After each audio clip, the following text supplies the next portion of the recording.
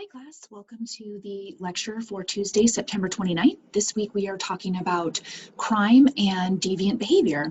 So today I'm just going to give a little bit of an overview of the first couple pages in the chapter. We're in chapter 6 called Deviance, Crime, and Social Control, and then we'll finish the rest of the chapter in Thursday's lecture. So today I'm just going to give a little bit of an overview of some of the high points, some theories on crime, and then we're going to watch about 5 or 6 minutes of Nicole's video on Crash Course in Sociology. And if you want to watch the rest of it or watch it again, there is a link in the in Populi under lesson 6 for the week, so you can find it there. So, okay, so what is deviance and why do we need to control deviant behavior, and who defines what is deviant behavior? Well, every society seeks to ensure conformity to its norms, either formally or informally. And this is through things like sanctions. And sanctions can be positive, they can be negative. So an example of a positive sanction would be like with your car insurance, how they reward you with lower insurance rates or give you money back when you are a good driver. That will increase the chances of you engaging in positive behavior that benefits society by, less car accidents. And then there's also the negative sanctions, which would be like getting a ticket or going to jail for a DUI. And those negative sanctions ensure they're a form of social control that ensures that, for the most part, people don't engage in that behavior again. And we usually label deviant behavior as people acting outside of those norms. So you could say deviant behavior would be someone who, consistently breaks the law. And then in extreme cases, we call, pedophiles or sex offenders or serial killers extremely deviant. There's kind of a continuum of deviant behavior, but it depends on who's defining what is deviant behavior. And every society has different definitions. So for instance, when I worked on evaluating sex offenders for treatment, they had been charged with a crime, and there were people from different cultures that had been charged with a crime against a minor, whereas in this country that is considered deviant behavior, but in the country that they came from, it was considered culturally normal to be with someone who was underage to some degree. So we were charging them with a crime in this country. We labeled it, our country has labeled it as deviant, whereas their country had not. So there's an example of, different definitions of deviancy and what countries consider to be deviant behavior or not. So, okay, let's talk about different theories of crime. Like, why do people commit crimes? And keep in mind that none of these theories are right or wrong. They're just a different lens through which we look at why people commit crimes. And this is going to be related to your discussion post for this week. So think about which theory interests you the most, and then you'll be writing about that. But the first theory is strain theory. And under this theory, it essentially says that people commit crimes because of the strain on them. So think about lower class income groups that, can't get ahead, or they were born into poverty. And the belief is that because they don't have the ability to have access to things like middle or upper class groups do, therefore they have to get their needs met or get what they want through illegitimate means, like stealing or taking things that don't belong to them because of the strain on them economically. So strain theory says that because people don't have the ability to better themselves, or they're in a minority group that has not been afforded the same opportunities as someone in upper or middle class groups, therefore they will have a higher likelihood of committing crimes to get what they want or to get what they need. So that's strain theory. That strain pushes on people and forces them to act in ways that they normally wouldn't if they have the same opportunities as other people. Okay, and then the second theory is social control theory. And this is about how, given the depravity of human nature, of course, there's going to be deviant behavior. So societies have to put in social controls, and these are things like churches and laws and sanctions to control people.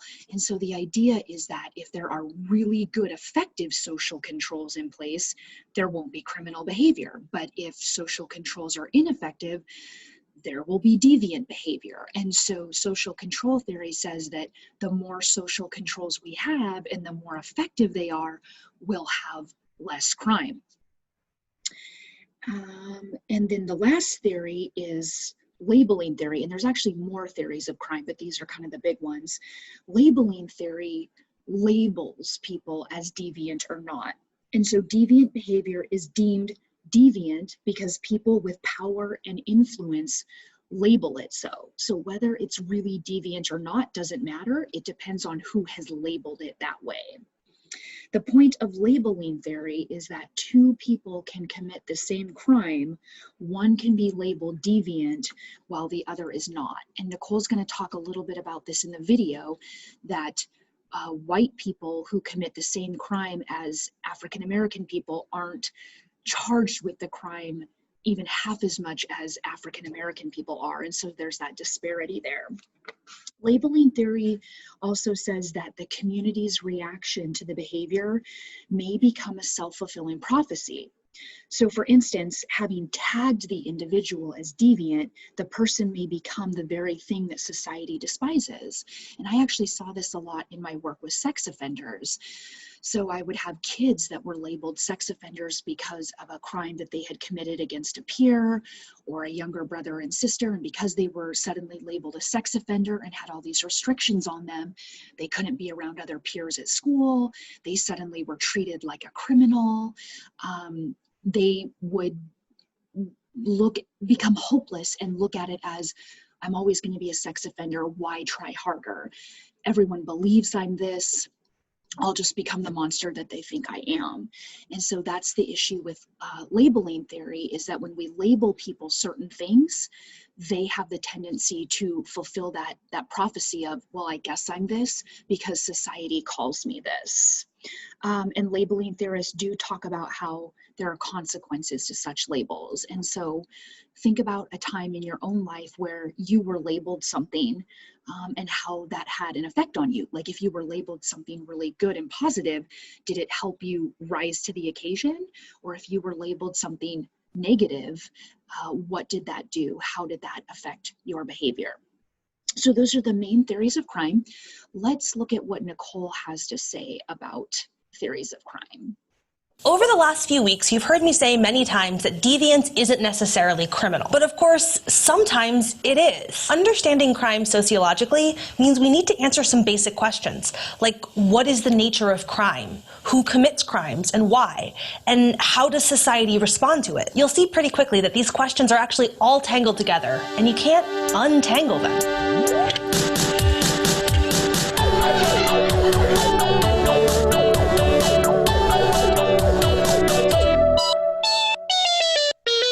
It might not surprise you to learn that the literal definition of crime is the violation of criminal laws. And the FBI's Uniform Crime Report, a major source of data on crime in the US, tracks many different kinds of crime. There are crimes against the person, which include murder, aggravated assault, rape, and robbery, and crimes against property, which include burglary, larceny theft, auto theft, and arson. But there's also a third kind of crime, not generally tracked in major crime indices, often called victimless crimes.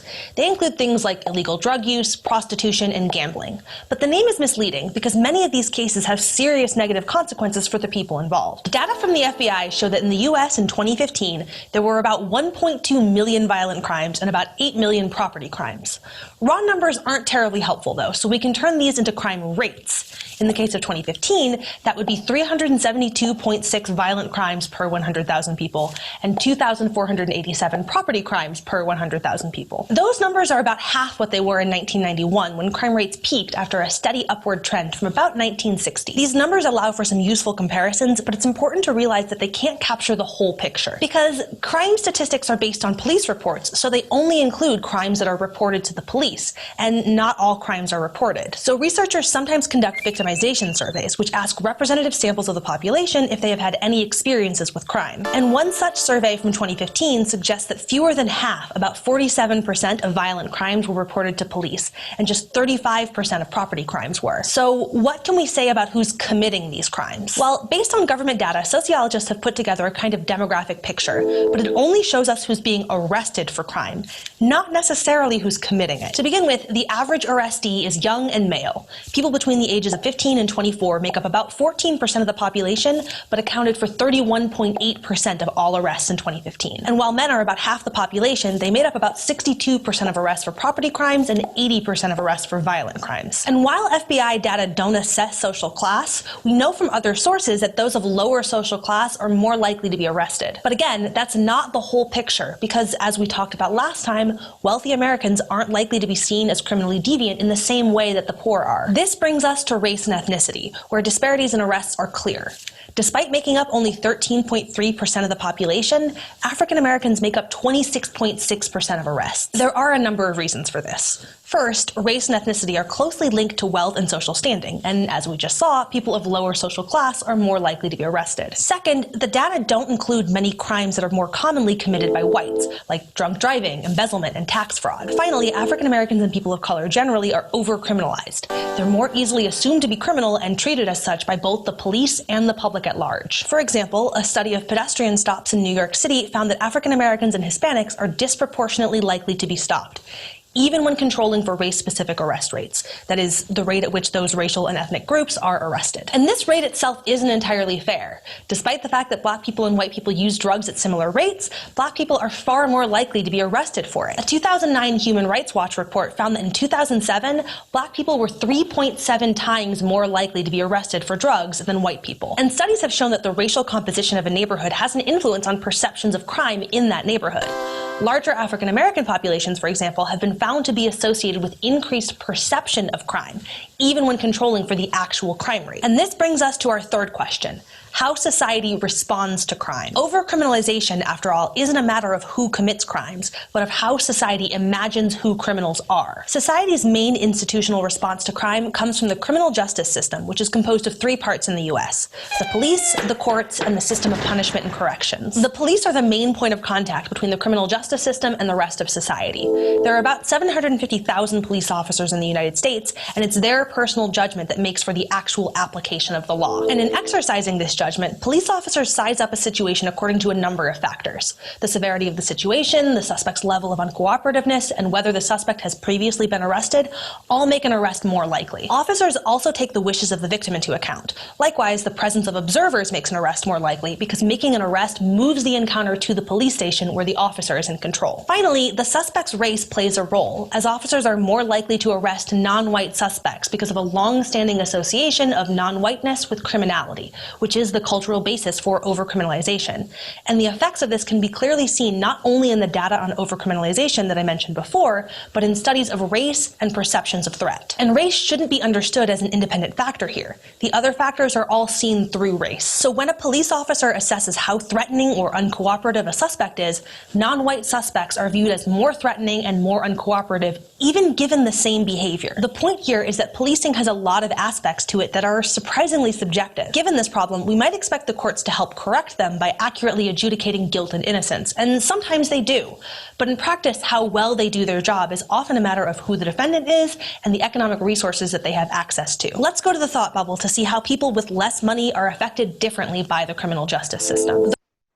Okay, so we're going to stop there and you can finish the video, but I thought that was just a very interesting topic based on what's going on in the world today. And it's very interesting that it's up to the police officer's perception of what's going on that makes how the arrest will go down and who gets arrested, and race and ethnicity do play a huge part in this. So just kind of be reflecting on that and what you've been seeing in the news as you go to your discussion post. For under week 5 here. So you're going to look at Merton's strain theory, and you will need the textbook for this. So if you don't have it, let me know. And then also you're going to look through the lens of one of the theories of crime and that we talked about.